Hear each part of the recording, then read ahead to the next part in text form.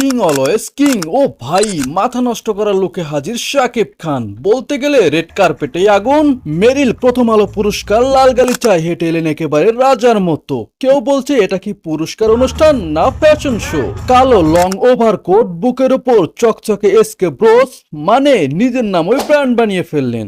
সামনে পেছনে সিকুয়েনের কাজ, কোমরে স্টাইলিশ বেল্ট, গলায় সোনালি লকেট, আর সেই বাসকাট হেয়ার স্টাইল। উফ, এন্ট্রিটা এত হেভি ছিল, ক্যামেরা নিজেই জুম দিয়ে ফেলছে বারবার। এই মারাত্মক লুকের ডিজাইন করেছেন ফারজানা খান। এক কথায় ফাটাফাটি। এবার আসল ধামাকা, 25 বছরের ক্যারিয়ার রীতিমতো রজত জয়ন্তী, আর সেই উপলক্ষে আজকের মঞ্চে পেলেন বিশেষ সম্মাননা। তার উপর তুফান সিনেমার জন্য পেলেন সেরা চলচ্চিত্র অভিনেতার পুরস্কার তুলে দিলেন আফজাল হোসেন আর জুয়েলাই।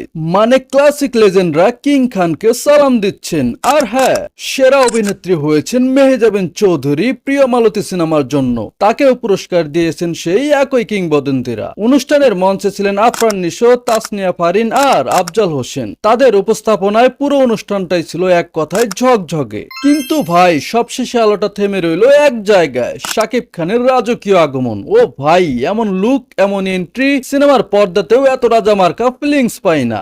আসলে ভাই, রাজা তো রাজাই হয়, এটাই শাকিবের স্টারডম তাক লাগিয়ে দিছে সবাইকে। গায়েস, তাণ্ডব লীলা চলবে এই ঈদ উল আজহায়। আমি আছি ফুল রেডি ব্রো, তোমরা রেডি তো? সো আজ এ পর্যন্তই। ভিডিও ভালো লাগলে লাইক কমেন্ট শেয়ার করতে ভুলবেন না। চ্যানেলে নতুন হয়ে থাকলে সাবস্ক্রাইব করে দাও এখনই। দেখা হবে পরবর্তী ভিডিওতে, ততক্ষণ পর্যন্ত সুস্থ থাকুন।